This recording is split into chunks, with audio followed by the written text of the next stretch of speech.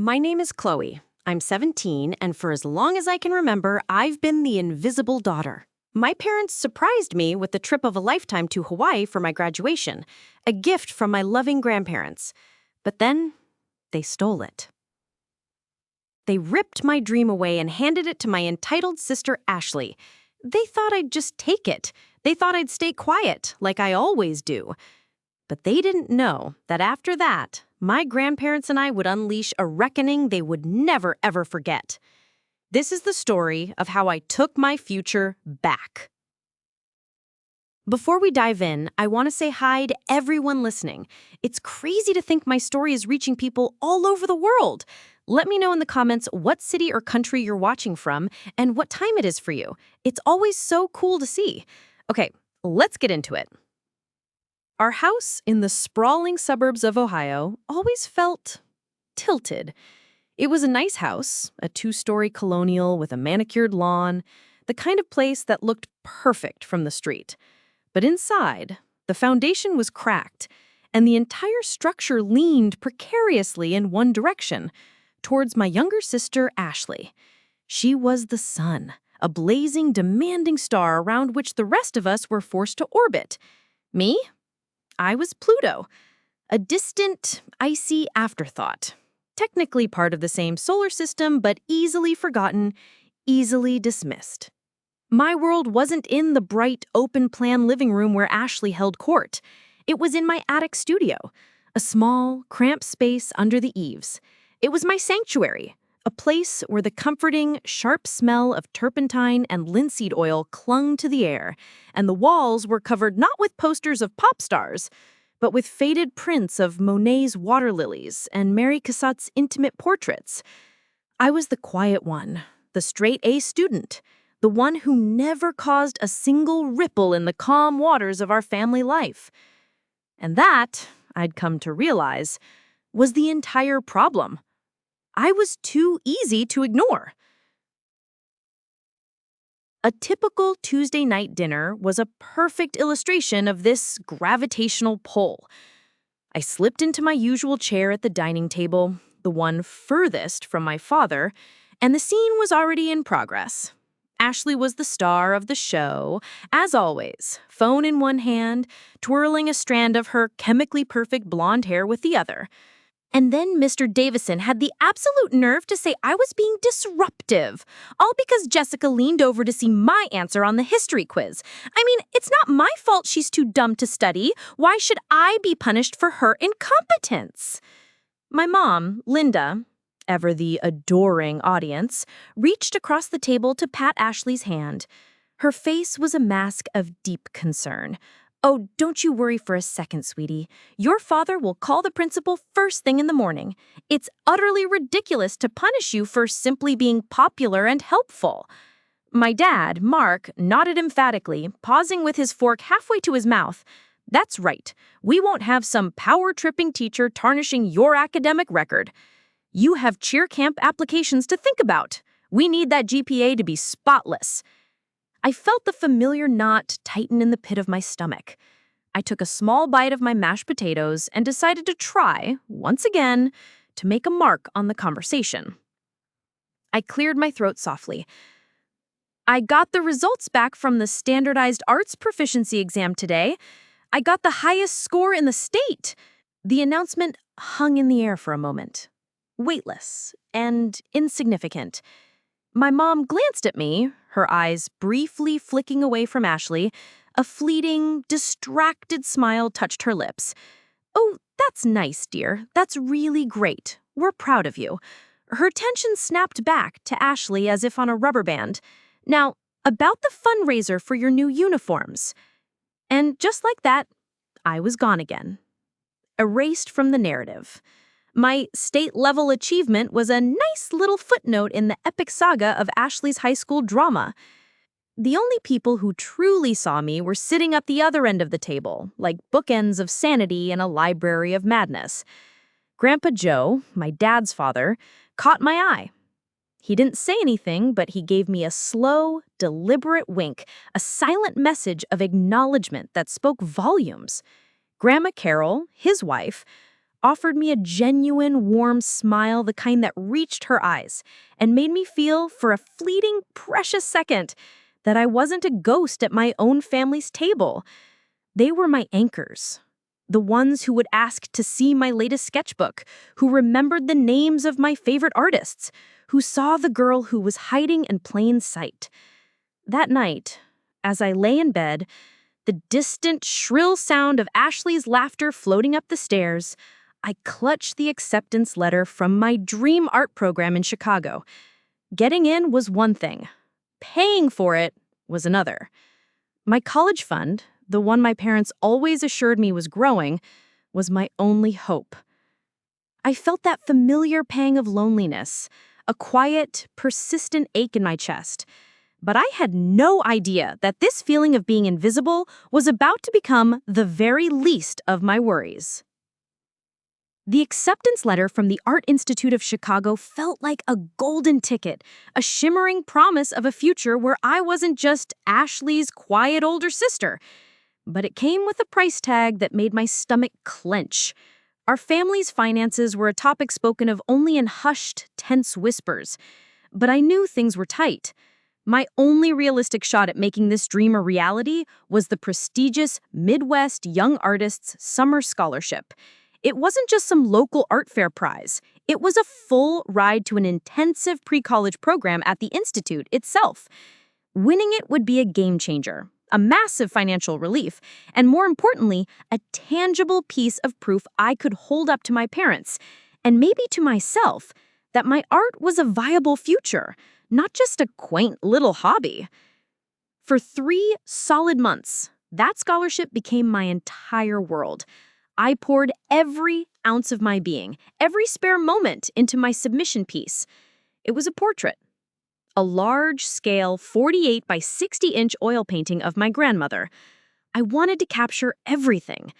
The intricate, delicate map of wrinkles that told the story of her life, the soft, forgiving light in her eyes, the quiet strength in the set of her jaw. It was ambitious and technically challenging. But as I worked, I felt a connection to the canvas, a flow of energy that I had never experienced before. It was without a doubt the best thing I had ever painted. My art teacher, Mr. Henderson, a kind, grizzled man who rarely gave out praise, was floored by it. "Chloe," he said, peering at it over his glasses, "this isn't just a painting. This is a conversation. This is the one. You're going to win this." His words were a balm to my insecure soul. The deadline was on a Friday. On Wednesday night, I applied the final, tiny brush stroke to the corner of her eye. My heart swelled with a profound sense of pride and accomplishment. I carefully carried the heavy canvas downstairs and set it on a sturdy easel in the corner of our rarely used formal living room, a quiet, sunlit space where it would be safe to dry completely. Or so I thought. Thursday morning, I came downstairs with a flutter of nervous excitement in my chest, eager to see my work in the soft morning light. I walked into the living room and my world came to a screeching halt. A violent, angry slash of dark, sticky red liquid arced across the canvas. It was a deliberate, vicious smear of cherry soda running from the top corner directly through my grandmother's face and pooling on the floor below. The syrupy liquid was already staining the delicate layers of oil paint, warping the canvas, creating a grotesque, clownish mask over the loving, gentle face I had spent months bringing to life. My breath caught in my throat. The room seemed to tilt, the sunlight suddenly harsh and mocking. I heard a small theatrical gasp from the doorway. Ashley stood there, already dressed in her cheer uniform, an empty, sticky-looking soda cup dangling from her fingers. "Oops," she said, her voice a perfect imitation of innocent surprise. "My hand must have slipped. I was in such a rush to get to morning practice." But I saw her eyes. There was no remorse in them. There was no accident. There was only a cold, calculating, triumphant glint. "Ashley!" I screamed, my voice cracking, tearing through the quiet house. "How could you? You did this on purpose." My parents rushed in from the kitchen, drawn by the commotion. My mother saw the painting, her eyes widening for a second. Then she looked at Ashley's perfectly crafted pouty face. "Oh, honey, it was just an accident," she said immediately, rushing to Ashley's side as if she were the victim, completely ignoring me and the wreckage of my future. "An accident?" My voice was rising, becoming hysterical.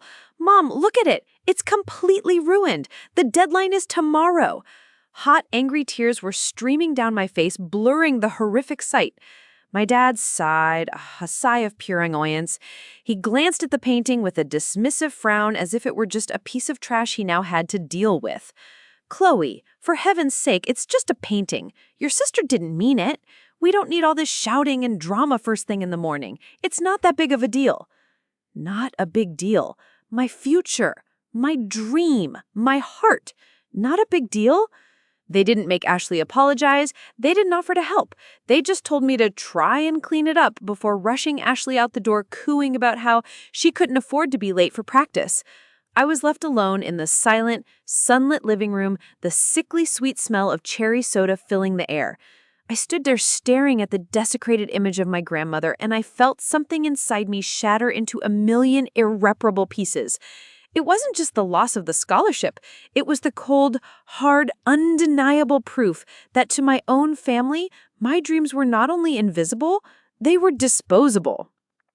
The weeks that followed the deliberate destruction of my painting were shrouded in a gray, suffocating fog. I moved through my life like a ghost, the vibrant colors of my world muted to shades of gray. I withdrew completely, building a fortress of silence around myself. At home, I was a phantom, eating my meals in my room, my headphones a permanent fixture, blasting music to drown out the sound of my family's cheerful, oblivious chatter. They had moved on within hours. The incident never mentioned again, a minor inconvenience swept under the rug. To them, it was over. To me, it was a wound that refused to stop bleeding. My parents, deeply enmeshed in the drama of Ashley's upcoming cheer regionals, seemed not to notice my withdrawal. Or, if they did, they chose to interpret it as moody teenage behavior. It was easier than confronting the ugly truth of what their favoritism had wrought. The only comfort I had, the only proof that I wasn't actually losing my mind, came through the phone. My grandparents. They called me every single day. They didn't push or pry. They just listened. They let me vent my anger and my sorrow, their quiet, steady presence a lifeline in the turbulent sea of my emotions. They knew how much that scholarship had meant, and they, unlike my parents, understood that the painting was just a symbol of a much deeper, much more painful betrayal. One Friday evening, a few weeks before my high school graduation, my grandparents came over for dinner. An unusual energy buzzed around them, a subtle, contained excitement that I couldn't quite decipher. They were more animated than usual, exchanging small, secret smiles across the dinner table. After we had finished eating and my mother was clearing the plates, Grandma Carol clapped her hands together with a theatrical flourish, drawing all eyes to her. "Chloe, dear," she said, her eyes twinkling with a light that I hadn't seen in a long time, "your grandpa and I have a little something for you, a graduation present." I looked at them, a flicker of confusion in my chest. I wasn't expecting anything. Grandpa Joe stood up from his chair and walked over to where I was sitting. He was holding a crisp, white, legal-sized envelope. He said, "We know you've had a tough go of it lately, kiddo, and we know how incredibly hard you work at school and at your art. You spend all your time creating beauty on a canvas.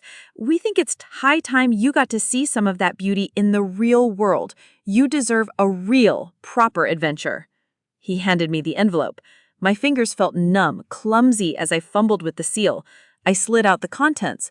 The first thing I saw was a glossy brochure, the image on the front a breathtaking vista of turquoise water, lush green mountains, and a pristine white sand beach. Then I saw the printed documents behind it. Airline tickets, 2 of them, round trip from Columbus, Ohio to Maui, Hawaii. And behind that, a reservation confirmation for a 7-night stay at a luxurious beachfront resort in Kaanapali, in a room with ocean view. All expenses paid. 1 ticket for me and 1 ticket for a friend. The breath left my body in a sudden, sharp rush. I looked up at them, my eyes wide, my mouth agape. Is this Is this real? You're joking, right? As real as it gets, sweetheart, Grandma Carol said, her face radiating pure joy. You have earned it, every single second of it. A dam inside me broke. Tears, hot and fast, welled in my eyes and spilled down my cheeks, but for the first time in months, they weren't tears of anger or sadness. They were tears of overwhelming, gut-wrenching gratitude and joy. I launched myself out of my chair and threw my arms around both of them, burying my face in my grandpa's shoulder. "Thank you, thank you, thank you," I sobbed, my voice muffled by his shirt. I can't believe it. A genuine, uninhibited, happy laugh bubbled up from my chest, a sound so unfamiliar it startled even me.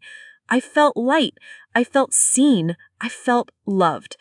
Of course, the moment was immediately shattered. "Hawaii!"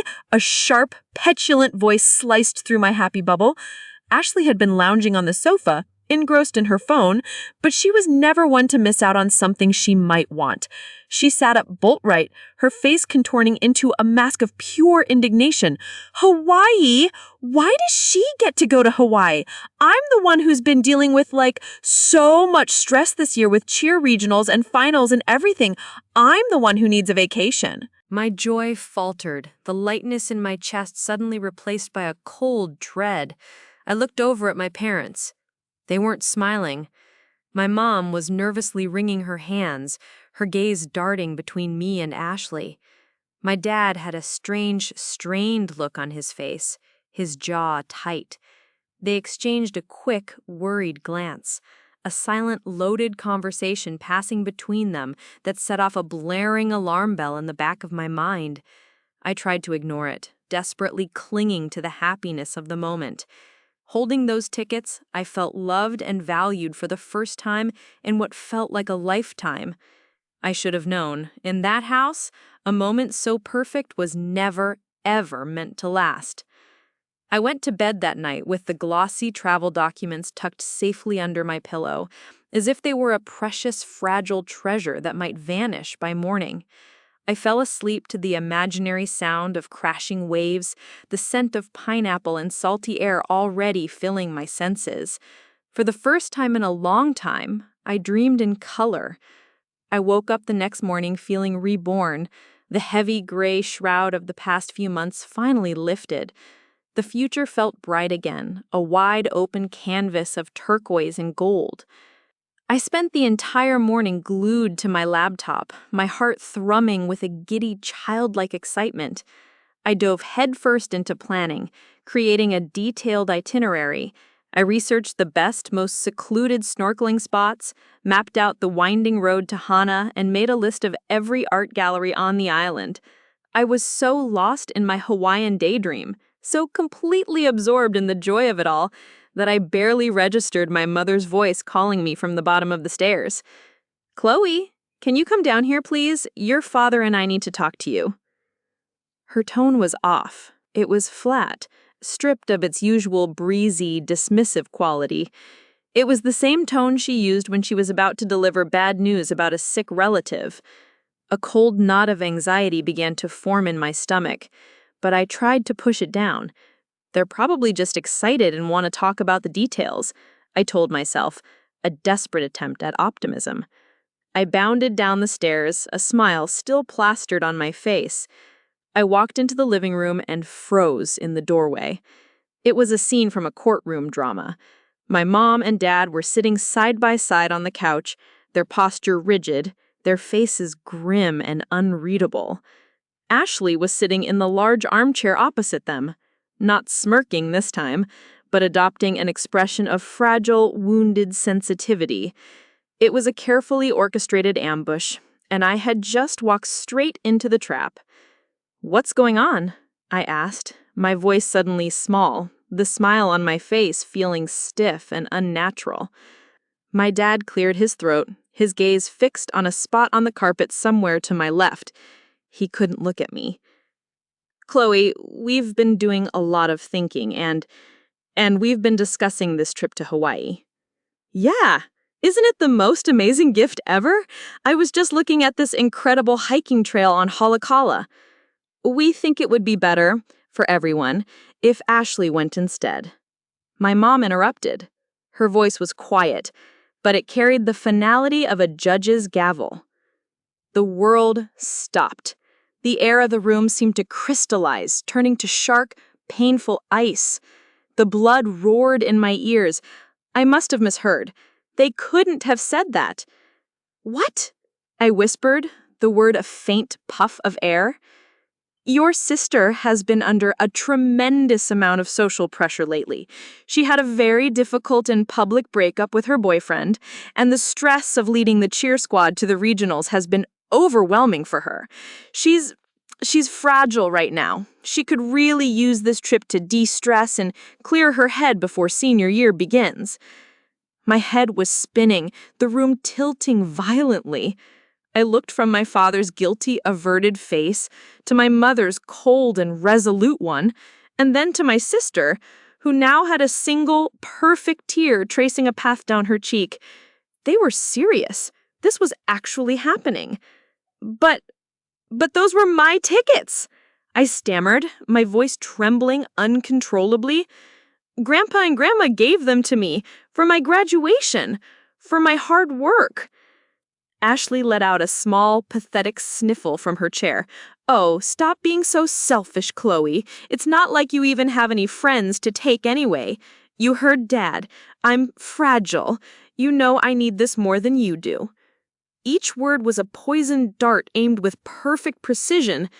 Just then, as if on cue, my grandparents walked in through the back door, their arms full of groceries. They stopped short, sensing the thick, toxic atmosphere. What in the world is going on in here?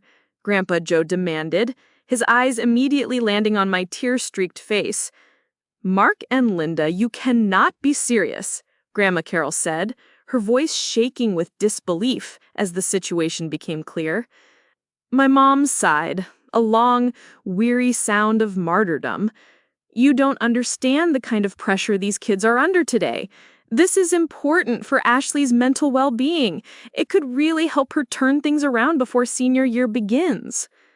And what about Chloe's mental well-being?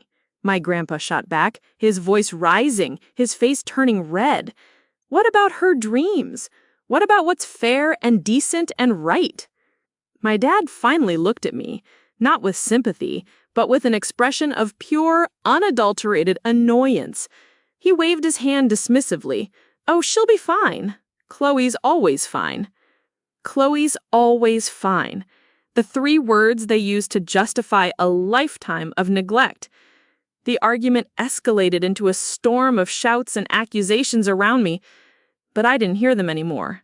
I was trapped in a silent, numb hurricane of my own. This wasn't just a trip. It was a symbol.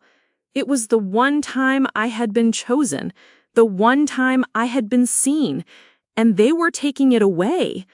Finally, I found my voice. It wasn't a shout. It was a whisper, brittle and broken. Fine. Take the stupid tickets. I turned and fled upstairs, the sound of my own heart breaking, pounding in my ears. I slammed my door and collapsed on my bed, a gut-wrenching, animalistic sob tearing through me. They didn't just take my trip. They had taken the one piece of tangible hope I was clinging to, and they had handed it to the person who least deserved it, as if my feelings were nothing more than collateral damage. As I cried into my pillow, the tears weren't just from sadness. They were from pure, cold, crystallizing rage. And in that moment, I knew something had to change. They had just made the biggest, most unforgivable mistake of their lives. Now I have to ask you, if you were in my shoes in that exact moment, what would you have done? Would you have fought back, screamed, refused to let them take it? Or would you have done what I did? Let me know in the comments. I really, truly want to know what you think. The days that followed the Great Hawaii Heist were a monotonous gray blur. I became a ghost in my own house, a master of the art of being invisible that they had spent my entire life teaching me. I perfected the silent tread on the staircase, the art of slipping in and out of the kitchen for food without being seen. I eat all my meals in my attic room. My headphones a permanent shield, blasting angry, cathartic music to drown out the sounds of my family's life continuing on as if nothing had happened. At school, I was an automaton, going through the motions of classes and homework, my mind a million miles away, replaying the scene in the living room over and over again, each replay fueling the cold, hard stone of resentment in the pit of my stomach. Every time I saw Ashley, which I tried to avoid at all costs, a fresh wave of white-hot fury would wash over me. She was insufferable, preening and boasting to her friends on the phone about which five-star restaurants she was going to visit on my trip, complaining about the hardship of having to choose between a surfing lesson and a spa day. She was living my dream. And she didn't even have the decency to be grateful. She acted as if it had been her right all along. My grandparents were, to put it mildly, apoplectic. They had a massive shouting match with my parents. A fight of such epic proportions that I could hear it through my closed door and my blasting music.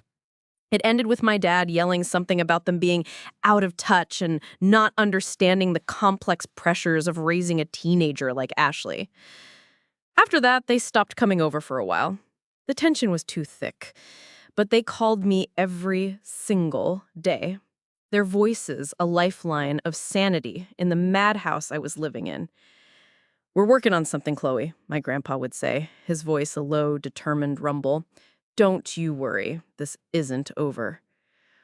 One night, about a week after the betrayal, sleep was an impossibility.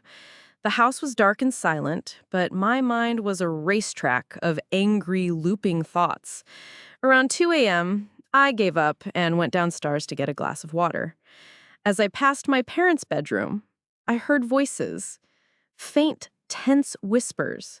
Their door was slightly ajar, a thin sliver of light cutting through the darkness of the hallway. I knew I shouldn't. I knew it was an invasion of privacy, but something compelled me, a gut feeling that I needed to hear what was being said. I crept closer, my bare feet silent on the carpet, and pressed my ear against the cool, painted wood. It was my mom speaking, her voice a strained, panicked hiss that was completely alien to me. "Mark, we can't keep juggling this. We can't keep moving money around. The MasterCard is completely maxed out. The Visa is right behind it. I got another call from the bank about the mortgage. A final notice, they said. We're 2 months behind."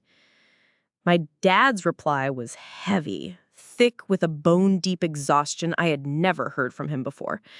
"I know, Linda, I know. I'll figure something out. I just need a little more time. That new construction bid, if it comes through..." "Time for what?" she shot back, her voice sharp with fear. "Another one of your risky investments? We cannot let Ashley's mistakes ruin her entire future. We have to pay that lawyer. The final installment is due next week." My ears perked up, my own problems momentarily forgotten. My heart started to beat a little faster. Lawyer. Mistakes. What were they talking about? Then my mom said the 9 words that shattered my world and redefined my entire life.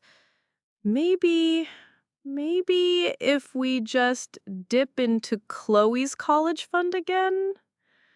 A sharp, involuntary gasp escaped my lips, and I slapped my hand over my mouth, my heart hammering against my ribs so hard I thought it would break through. Again? The word echoed in the silent hallway, a gunshot in the dark. They had taken money from my college fund before? My fund. The money my grandparents had so meticulously and lovingly invested for me since the day I was born. The money that was supposed to be my escape hatch, my ticket to a different life. I stumbled back to my room in a daze, my legs feeling like they were made of cotton. I sat on the edge of my bed in the pitch black, the whispered conversation replaying in my head on a torturous loop. And suddenly, with a horrifying, sickening clarity, it all clicked into place. Ashley's brand new convertible for her 16th birthday, a car they claimed they got a great deal on, the ridiculously expensive, all-inclusive cheerleading camp in Florida last summer, the endless, relentless stream of shopping bags from high-end boutiques that always seemed to appear in her room. I felt a wave of nausea wash over me. It wasn't just favoritism. It was grand larceny. They had been systematically draining my future, my one hope, to bankroll my sister's reckless lifestyle, and apparently to cover up her mistakes. This wasn't just about a stolen vacation anymore. This was about my entire life. A plan, cold and calculated and born from the ashes of my broken heart, began to form in the darkness of my room. They thought I was the quiet one, the one who was always fine. They were about to find out how very, very wrong they were.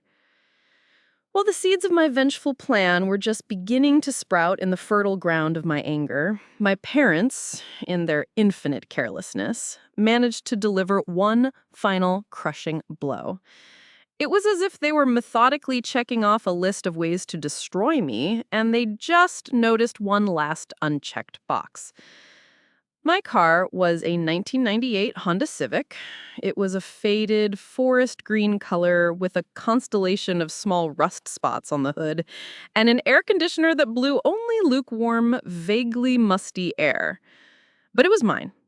It was unequivocally 100% mine. I had worked every weekend for a full year at a greasy local diner, coming home smelling of fried onions and coffee, saving every single dollar of my tips in a jar until I had the $2,000 to buy it from a guy on Craigslist. That car wasn't just a machine. It was my freedom. It was my escape pod from the suffocating Ashley-centric atmosphere of my house. It was 4 wheels and an engine that could take me to the library, to the art supply store, to a quiet spot by the river where I could just sit and breathe. It was the one thing in my life that felt entirely my own, earned and owned. One afternoon, as I was seething over the overheard conversation about my college fund and trying to figure out my next move, the Honda refused to start. I turned the key in the ignition, and instead of the familiar, comforting rumble, all I got was a sickening, grinding click, followed by silence. I tried again and again, my frustration mounting with each failed attempt. I knew next to nothing about cars, which meant I had to do the one thing I was dreading: ask my dad for help. He came out to the driveway, wiping his hands on a rag, an expression of mild annoyance on his face. He tinkered under the hood for a few minutes, grunting and sighing, before delivering his verdict. "Well, the starter's shot, completely dead," he declared, as if my car had personally offended him. "It's gonna be a pretty expensive fix, Chloe. You're looking at probably $1,500 for the parts and labor. These older models can be tricky." $1,500? He might as well have said $1 million. My savings account was a barren wasteland after buying the car in the first place. I looked at him, the full weight of my helplessness crashing down on me. "I don't have that kind of money," I said, my voice barely a whisper. He put on a grand, magnanimous show of sympathy, draping a heavy arm around my shoulders. "Hey, don't you worry about it, kiddo. We'll take care of it. That's what family is for, right? We'll get it towed to the shop tomorrow and have it back on the road in no time." For one stupid, hopeful, desperate second, I actually believed him. I felt a tiny, treacherous flicker of gratitude. Maybe they did care. Maybe this was their way of making up for the Hawaii trip. That flicker of hope was brutally extinguished exactly 1 week later. The Honda sat, untouched and forlorn, in the driveway, a monument to my gullibility. Every time I asked about it, my dad would give me a vague, dismissive answer. "I'm on it, just been swamped with work. The shop is backed up. I'll call them tomorrow." Then I was scrolling through Instagram, a mindless, numbing habit, and there it was, Ashley's feed. It was a series of professionally shot-looking photos of her posing on a local beach. She was modeling a whole new collection of designer bikinis, sunglasses, and, most prominently, a ridiculously expensive set of matching bright pink hardshell luggage. The caption was a masterpiece of entitled glee. Getting my pre-Hawaii photo shoot in, so obsessed with my new travel gear. Thanks, Mom and Dad, you're the absolute best. Hashtag Maui bound, spoiled brat, and proud. The price tags were still visible on the handle of the largest suitcase in one of the shots. I vision narrowed. I zoomed in. I did a quick, frantic search online for the brand. The total for the three-piece set came to just over $1,600. The blood drained from my face. It was my car money, my repair money. They hadn't been swamped with work. They had taken the money that was supposed to restore my one piece of independence and used it to buy my sister designer travel accessories for the trip they had stolen from me. I walked, zombie-like, into the kitchen, my phone held out in front of me like a piece of damning evidence. I showed the post to my mom, who was humming to herself as she unloaded the dishwasher. "What is this?" I asked, my voice dangerously quiet, stripped of all emotion. She didn't even have the decency to look guilty. She glanced at the phone, then back at me, a flicker of annoyance in her eyes. "Oh, Chloe, don't be so dramatic. Ashley needed new luggage for the trip. We couldn't afford to fix the car and buy the luggage right now." That was the final straw. They didn't just steal my dream trip. They stole my freedom, my hard-earned money, and my last, pathetic shred of hope that they could ever see me as anything more than an afterthought. It was time to call in for backup. The anger I felt was no longer a hot, explosive, tear-fueled rage. It had cooled and compressed into something much harder, much sharper, and infinitely more dangerous. It was the icy, diamond-hard resolve of someone who had been pushed past their breaking point and had absolutely nothing left to lose. My first stop after school the next day was not my own house, but my best friend Leo's. Leo was a quiet, unassuming genius, the kind of guy who had built his own gaming PC from scratch when he was 13 and saw complex Python script as a form of poetry. He was my polar opposite in almost every way. I lived in a world of analog colors and textures. He lived in a digital world of logic and data. But we shared a fierce, unspoken sense of loyalty that had been forged in the fires of middle school awkwardness. He opened the door to his basement, a chaotic but organized den of glowing monitors, tangled wires, and the gentle hum of cooling fans, and took one look at my face. He didn't even say hello. "Who do I need to destroy?" he asked, his voice completely serious. And so I told him. I spilled everything. The whole sordid, ugly saga. The deliberately ruined scholarship painting, the stolen tickets to Hawaii, the tense, whispered conversation I'd overheard through the wall, the systematic draining of my college fund, the final insulting blow of my car money being transformed into designer travel accessories for the trip they had stolen from me. I laid it all out, my voice shaking, not with sadness, but with a cold, righteous fury I could no longer contain. He listened intently, his fingers hovering over his keyboard, his expression growing darker and more focused with every detail I revealed. When I finally finished, the ugly story hanging in the air between us, he was silent for a full minute, his eyes staring at a blank monitor as though he were processing a massive amount of data. Then he turned his chair to face me, his eyes blazing with a protective fire.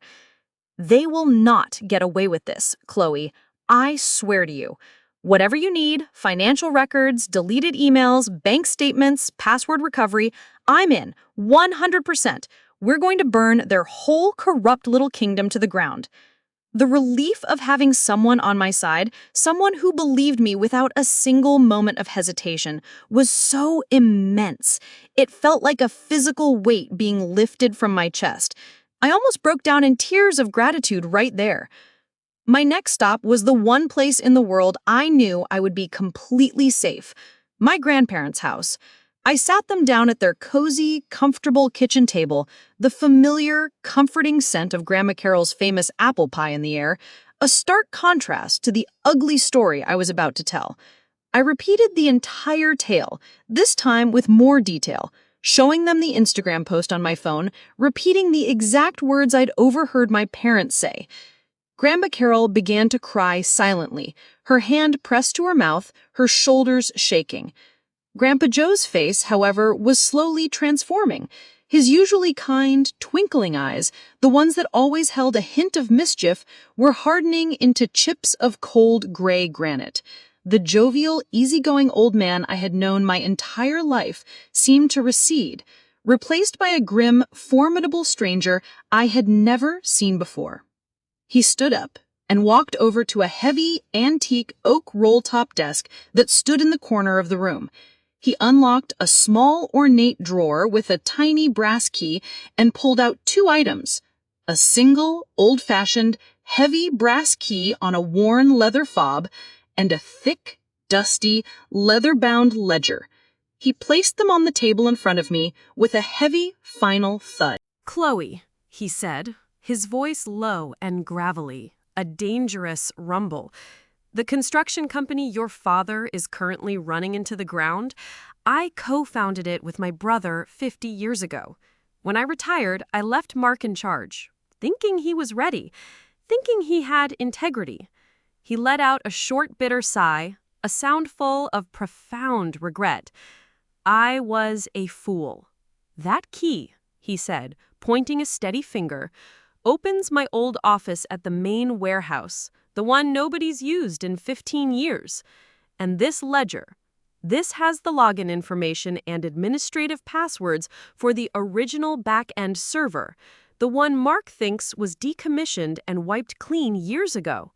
He's a fool if he thinks I ever fully let go of the reins to the company I built with my own two hands. Go there, take your friend, find out exactly what he's been hiding." With Leo's formidable skills and my grandpa's inside knowledge, we weren't just looking for evidence anymore. We were starting a war. That night, under the cloak of a moonless, overcast sky, Leo and I drove his beat-up Toyota to the industrial part of town. The Harrison Construction Warehouse was a massive, soulless metal structure looming in the darkness like a sleeping giant. It was surrounded by a tall chain-link fence topped with barbed wire, but my grandpa had told me about a side gate that was often left unlocked. He was right.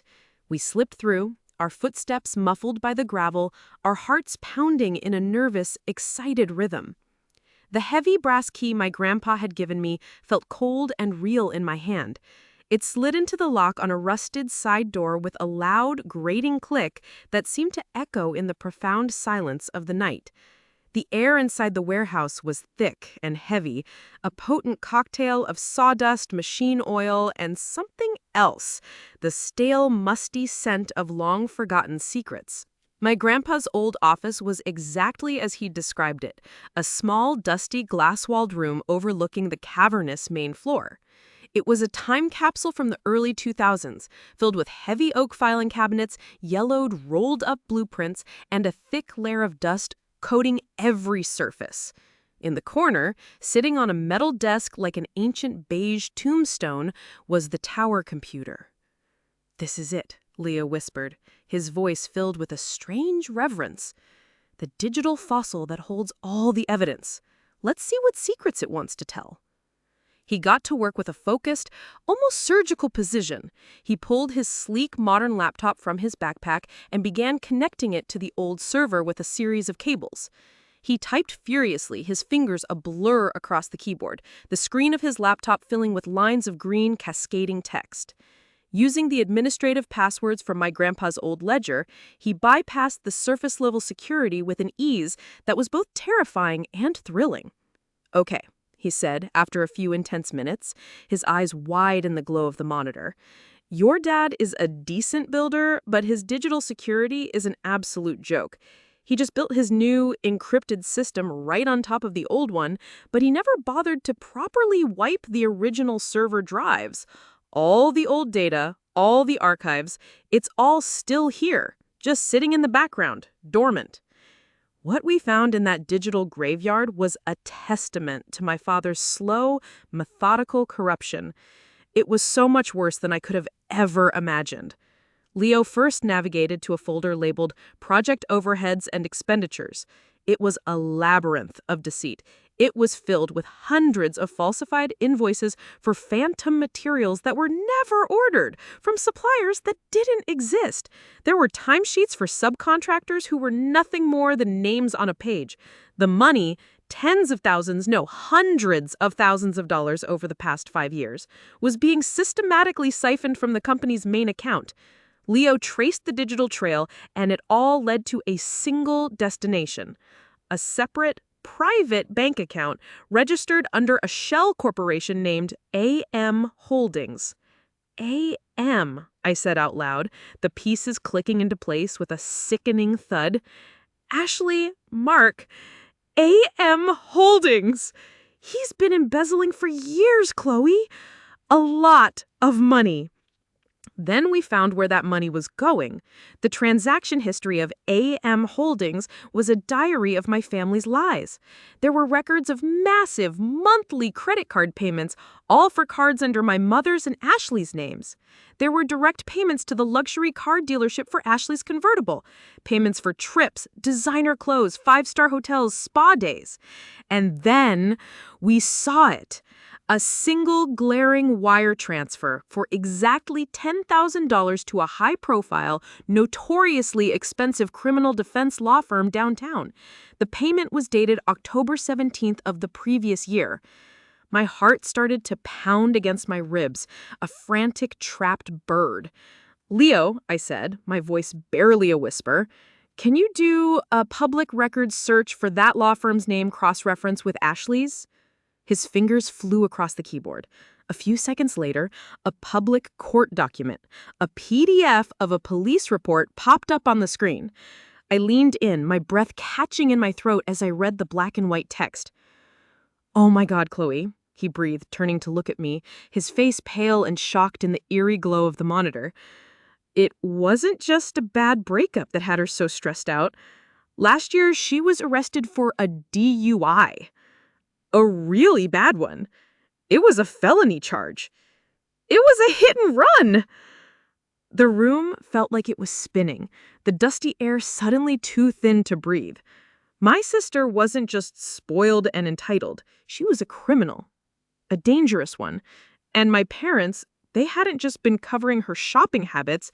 They had buried a felony using embezzled company money and my stolen college fund to make it all disappear. They had destroyed our family's finances and my entire future to cover up her heinous crime. The sheer weight of their deception was a physical pressure, crushing the air from my lungs. I thought in that moment that I had finally reached the absolute bottom of their depravity. I was wrong. Because what I saw next on that screen, in a folder I almost told Leo to ignore, made my blood run cold. Just when I thought there were no more secrets to uncover, no deeper, darker level of deceit to be found in the digital tomb of my family's lies, Leo's cursor hovered over a folder deep within the server's directory. It was labeled simply Personal Financing, a seemingly innocuous name that I almost told him to ignore. But a gut feeling, a cold, prickling sensation on the back of my neck made me stop. "Wait," I said. "Check that one." The folder was password protected, a single, final layer of security. But my grandpa, in his infinite, quiet wisdom, had anticipated this. Scrawled on the very last page of his worn leather ledger, almost as an afterthought, was a single word: Caroline, my grandmother's name. Leo typed it in. The lock icon vanished. The folder opened. The document inside was not another bank statement or a falsified invoice. It was a loan agreement, a second mortgage on our family home.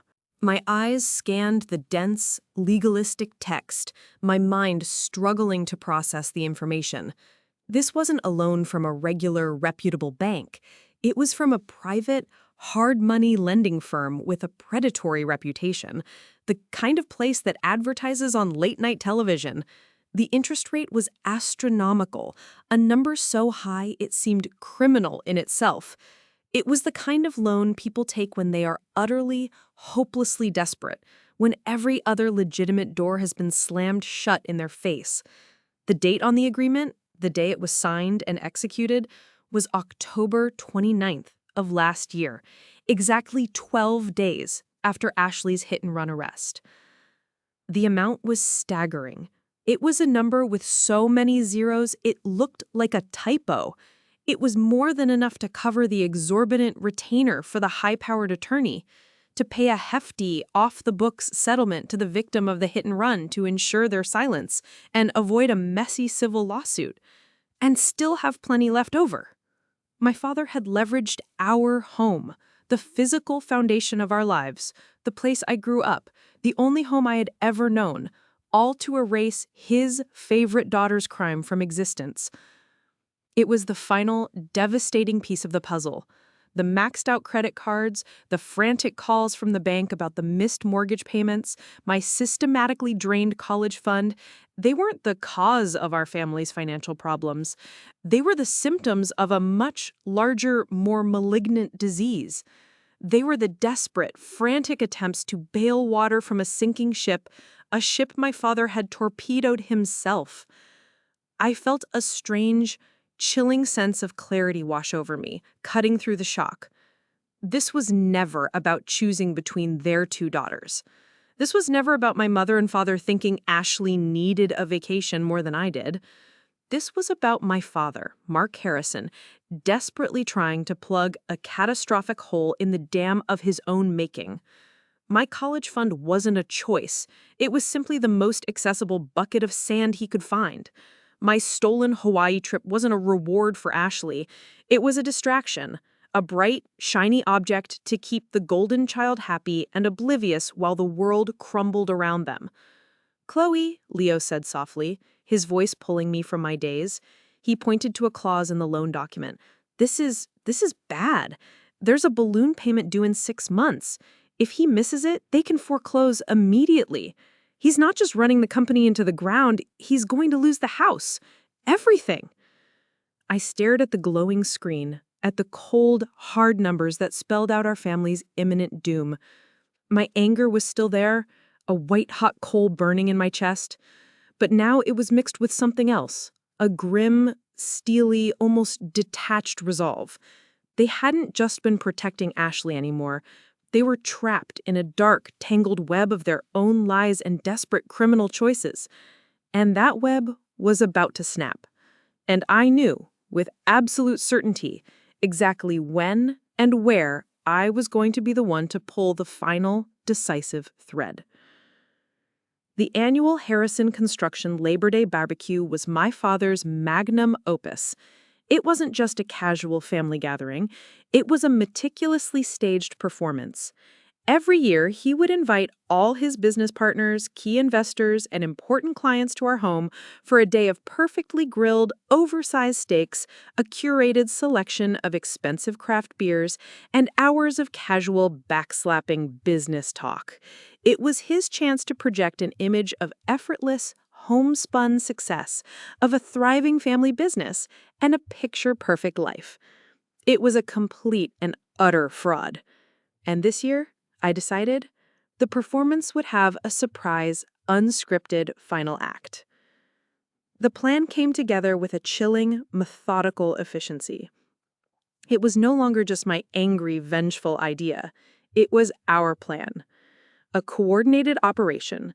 Grandpa Joe, Grandma Carol, Leo, and me.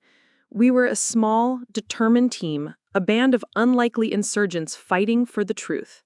Leo was our technical director. He spent the entire week leading up to the party creating a seamless, professional-looking presentation. He embedded the damning documents, the most blatant of the falsified invoices, the secret AM Holdings bank statements, the DUI police report, the predatory second mortgage agreement, into a slideshow. He then configured a small, innocuous-looking device, a Raspberry Pi, that would allow him to wirelessly hijack the HDMI signal to the massive 70-inch flat-screen TV my dad had recently mounted on the patio for watching the game. He was, in effect, building a digital bomb. My grandparents were the inside agents, playing their roles with a quiet, simmering fury. Grandpa Joe, using his still-respected reputation as the company's founder, made a few quiet, strategic phone calls. He reached out to two of his oldest and most trusted friends in the industry, men who had invested heavily in the company years ago, men my father had been systematically lying to for years. He told them he had some serious accounting concerns and irregularities he wanted to discuss in person and invited them to the barbecue. He knew their presence would act as an accelerant, maximizing the financial and professional fallout for my father. Grandma Carol, meanwhile, played her part with a touch of theatrical genius. She called my mom, her voice full of false cheerfulness, and told her she wanted to make a special toast at the party to celebrate family, success, and the wonderful job Mark is doing. My mother, completely oblivious and a sucker for any kind of public display of family unity, was absolutely thrilled. She loved it. My job was the simplest and, by far, the hardest. I had to act normal. I had to smile through gritted teeth. I had to endure Ashley's endless, vapid chatter about her upcoming trip to my Hawaii. I had to watch my parents play the role of the happy, successful, benevolent hosts. It was the performance of a lifetime. As a final precaution, I copied all the evidence onto 5 separate encrypted USB drives, which I kept hidden in the small zippered pocket of my jeans. A backup for the backup for the backup. The day of the party arrived, bright, sunny, and oppressively cheerful, a perfect late summer day in Ohio.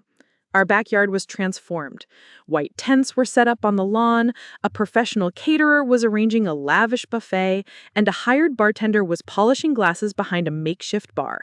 My dad was in his element, dressed in a crisp polo shirt and expensive loafers, laughing a little too loudly, a confident, proprietary hand on the shoulder of a major investor.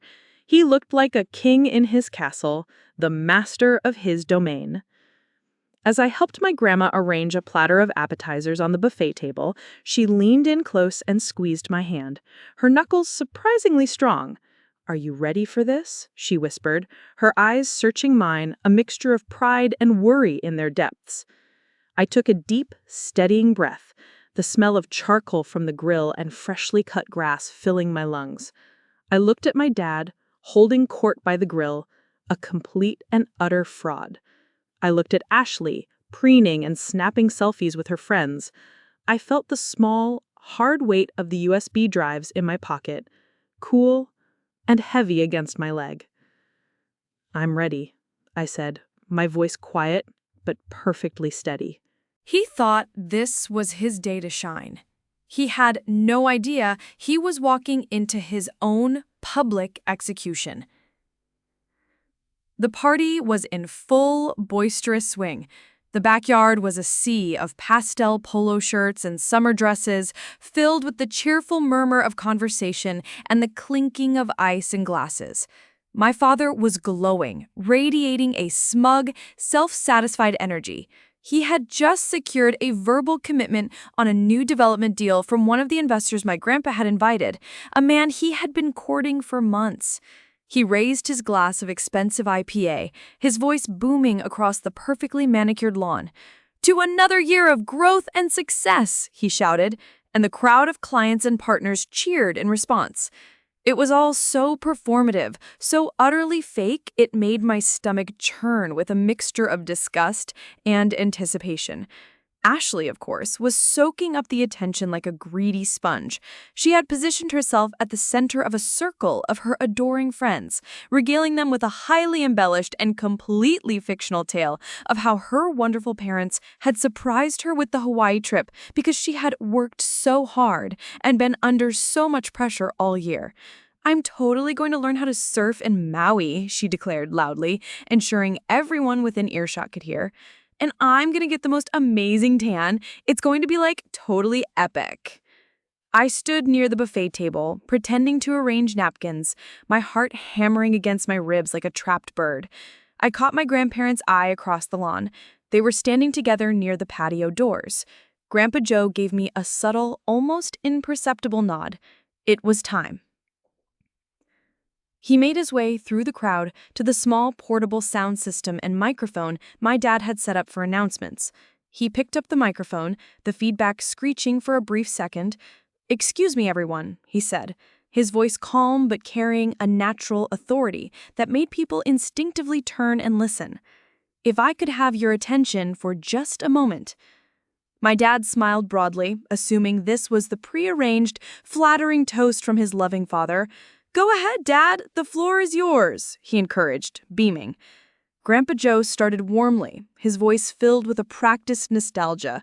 He talked about founding the company with his brother in a dusty garage, about the pride he had in seeing it grow into a respected local business. He spoke of the importance of family, of hard work, of building something with integrity that would last for generations. And then his tone began to shift. The warmth evaporated, replaced by a sharp, icy edge that cut through the cheerful afternoon air. "But sometimes," he said, his eyes locking onto my father's, his friendly smile gone, "those values get lost. Sometimes people forget what's truly important. They start cutting corners. They start telling lies." A nervous, confused ripple went through the crowd. My dad's smile faltered, a flicker of uncertainty in his eyes. "They build a beautiful, impressive house on a foundation of sand, and they think no one will notice. But eventually, the tide always comes in." That was my cue. My heart in my throat, I gave Leo, who was sitting discreetly at a small table in the corner, with his laptop open, a sharp, decisive nod. He hit a single key. The giant TV on the patio, which had been showing a silent loop of a college football game, flickered and went black. A collective murmur went through the guests. Then the screen lit up again. But instead of football players, it was displaying a high-resolution, crystal-clear image of a falsified invoice from a non-existent company with my father's forged signature right next to the corresponding bank transfer slip into his secret AM Holdings Shell Corporation account. The backyard fell utterly, completely silent. You could have heard a pin drop on the lush green grass. My father's face went through a rapid, horrifying transformation. It went from a cheerful, sun-kissed red to a ghastly, pale, sickly white. He stared at the screen, his mouth opening and closing like a fish out of water, but no sound came out. "Mark, what the hell is that?" One of his partners, a man named Bob, shouted from across the yard. The two investors my grandpa had invited were on their feet, their faces masks of cold, dawning fury. The chaos erupted instantly, a chorus of confused and angry voices. But that was just the appetizer. I stepped forward, my legs feeling strangely steady, and took the microphone from my grandfather's outstretched hand. The sound system screeched again as I brought it to my lips. "That," I said, my voice trembling but ringing out with a digital clarity that silenced the crowd once more, "is where my college fund went. That's why our family is drowning in debt. But it's not even the worst part. Ashley," I turned to face my sister, who looked small and terrified for the first time in her life, "why don't you tell them about the accident?" Wait a minute. That was the night. That was the night my daughter Emily was hit. She was riding her bike home from a friend's house just a few blocks from here. A car swerved, knocked her into a ditch, and just drove off. Left her there. She broke her arm. The police never found who did it. A collective, horrified gasp went through the crowd. My mother's face went white as a sheet. My father looked like he was going to be physically sick right there on the pristine patio stones. The abstract crime on the screen now had a face. It had a victim. And that victim was the beloved daughter of a man standing right there in our yard. A man my father had been shaking hands with and lying to just an hour earlier. Cornered, exposed, and with the victim's father staring at her with an expression of dawning, gut-wrenching horror, Ashley completely broke. The entitled, spoiled princess facade shattered into a million pieces, revealing the terrified, selfish, and cowardly person underneath. "It wasn't my fault," she shrieked, her voice high and hysterical, a sound that grated on the ears. "She just came out of nowhere. I didn't know what to do. I was scared. I had to pay for the lawyer and to fix the car and everything. Dad said he'd handle it. He said no one would ever find out." She clapped her hands over her mouth, her eyes wide with the sudden, terrible realization of what she had just admitted. In her panic, she had not only confessed to the crime in front of 30 witnesses, but she had also unequivocally implicated our father as the architect and financier of the entire cover-up. The dead silence that followed her scream was absolute, profound, and heavy. It was so quiet that for a moment all I could hear was the frantic, panicked beating of my own heart. And then we all heard it. A new sound, cutting through the stunned stillness of the late summer afternoon, growing steadily louder. It was the distant, unmistakable wail of police sirens. My grandpa, it turned out, had made one final, crucial phone call to the local police department right before he took the microphone, informing them that new evidence regarding a year-old, unsolved hit-and-run case was about to be revealed at a party at his son's house. The arrival of 2 police cars, their lights flashing silently in the bright afternoon sun, turned the chaotic backyard drama into a full-blown, legitimate crime scene. The remaining party guests, who had been frozen in a state of shocked voyeurism, scattered like startled birds. Some left with expressions of pure disgust, others shaking their heads in disbelief. They melted away, eager to escape the toxic fallout, until only our fractured, shattered family, my stoic grandparents, a quietly satisfied Leo, and the very angry, very betrayed Mr. Harrison were left standing amidst the wreckage of the party. The police, armed with the detailed information my grandpa had provided in his call, were efficient, professional, and unimpressed by my family's former social standing. They took my father aside first. Faced with the mountain of printed-out evidence that Leo calmly handed over, the damning slideshow still glowing on the TV screen, and the furious testimony of his now former business partners, my father's blustering denials and attempts at deflection crumbled into a pathetic, mumbled confession. The king of the barbecue was dethroned. I watched, numb, as they read his rights, clicked the cold steel of handcuffs around his wrists, and led him away.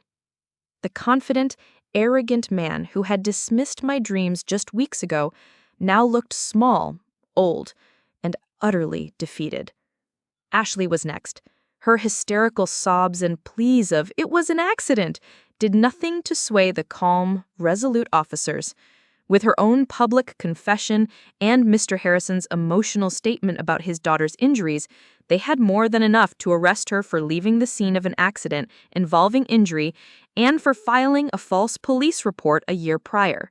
Seeing her, the golden child, the girl who had never faced a single real consequence in her entire life, being treated like a common criminal was a surreal, strangely hollow victory. There was no joy in it, only a profound, weary sadness. My mother was not arrested. Her crimes were ones of moral cowardice, not criminal intent, the police explained. But her punishment was perhaps more insidious and long-lasting. She was left utterly alone, standing in the ruins of the perfect, curated life she had tried so desperately to maintain. In the weeks and months that followed, she would face a barrage of civil lawsuits from the investors my father had defrauded, the complete and utter collapse of her social circle, and the public shame of her husband and daughter's crimes. Her perfect world was a house of cards built on a foundation of lies, and I had just blown it all down. The months that followed were a whirlwind of legal proceedings, depositions, and court dates. It was messy, painful, and emotionally exhausting.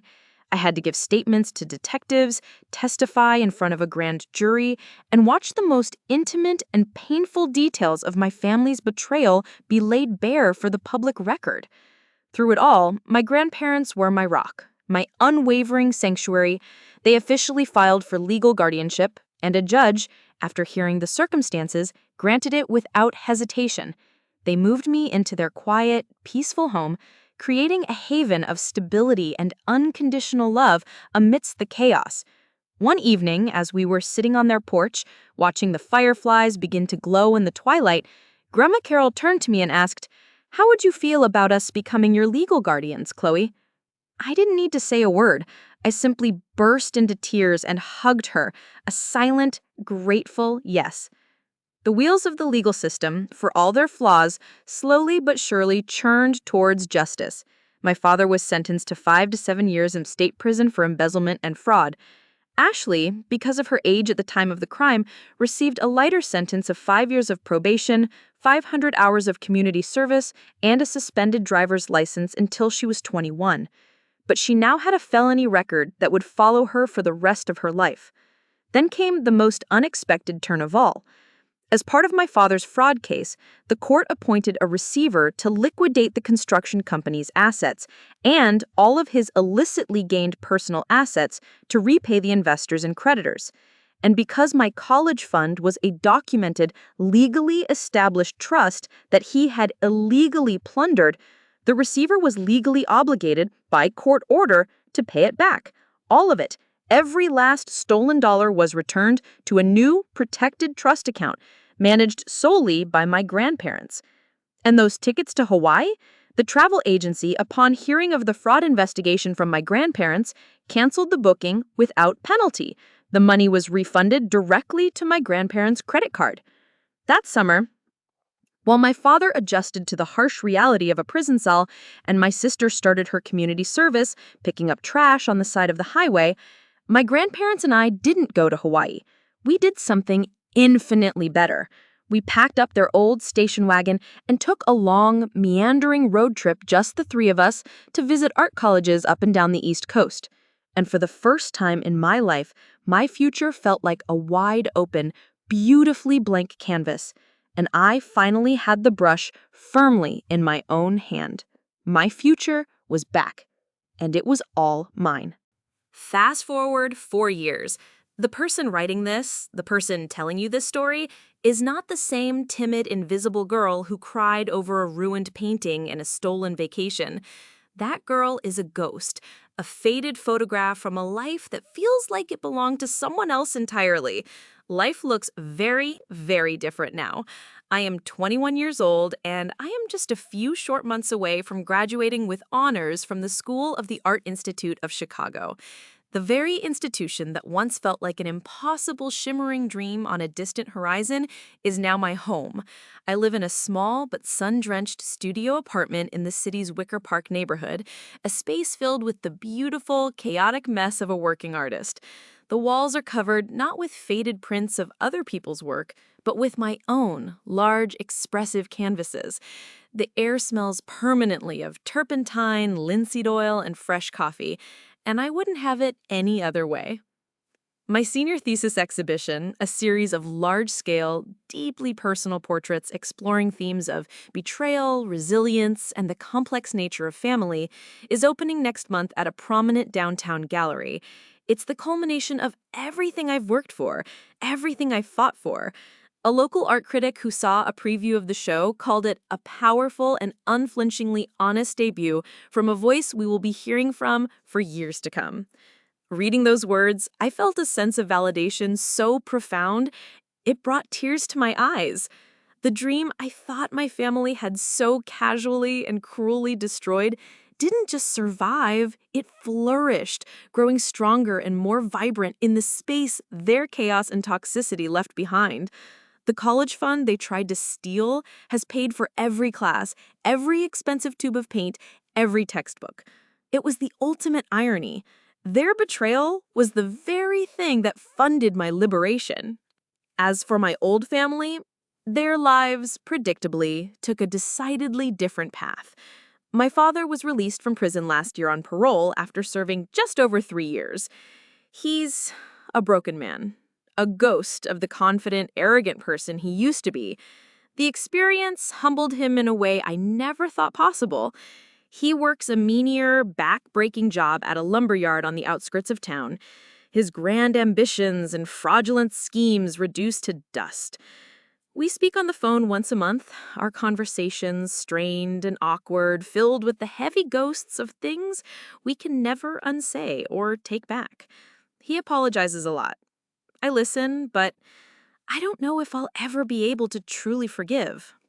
My mother works two low-wage jobs, one as a cashier at a grocery store during the day and another cleaning office buildings at night, to pay off the mountain of debt and legal fees they accumulated. She lives in a small, run-down rented apartment on the other side of town. The grand colonial house, the stage for all our family's dramas, was sold off long ago in the bankruptcy proceedings.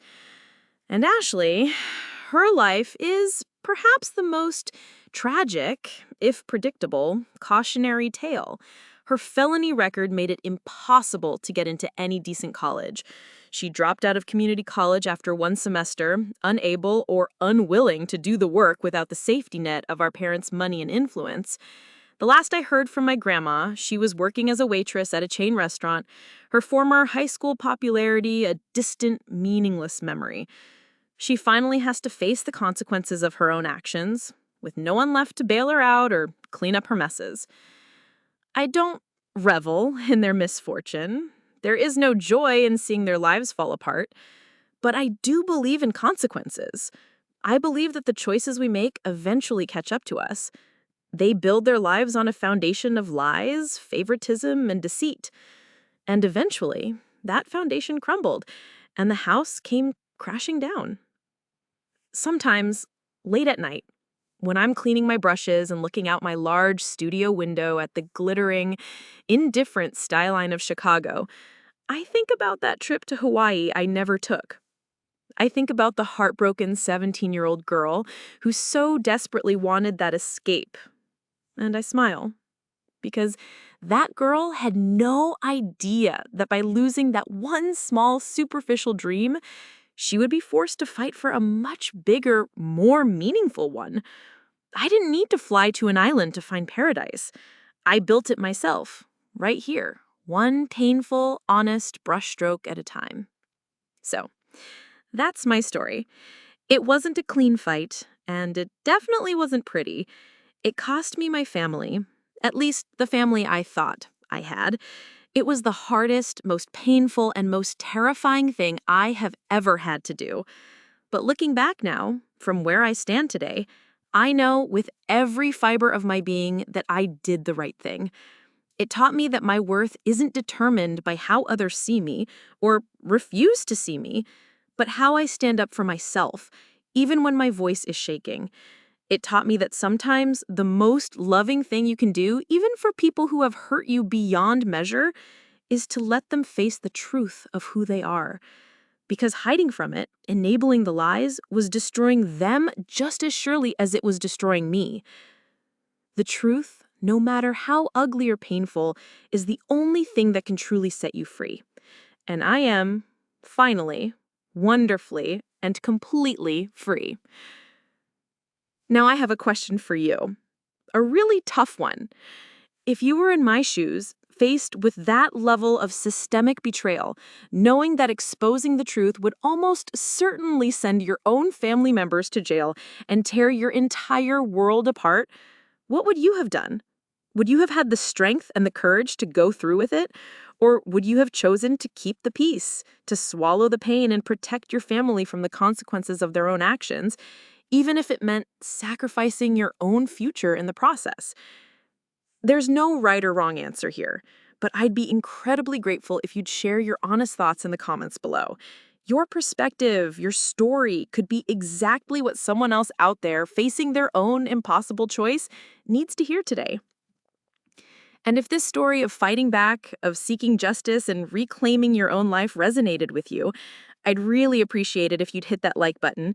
It helps more than you know and tells me that these stories matter. For more compelling stories about personal triumph, seeking justice, and getting the happy ending you deserve, make sure you subscribe to the channel and hit the notification bell so you don't miss what's coming next. Thank you so much for listening to my story. It means the world to me. And remember, no matter how dark things get or how invisible you might feel, you always have the power to turn on the light.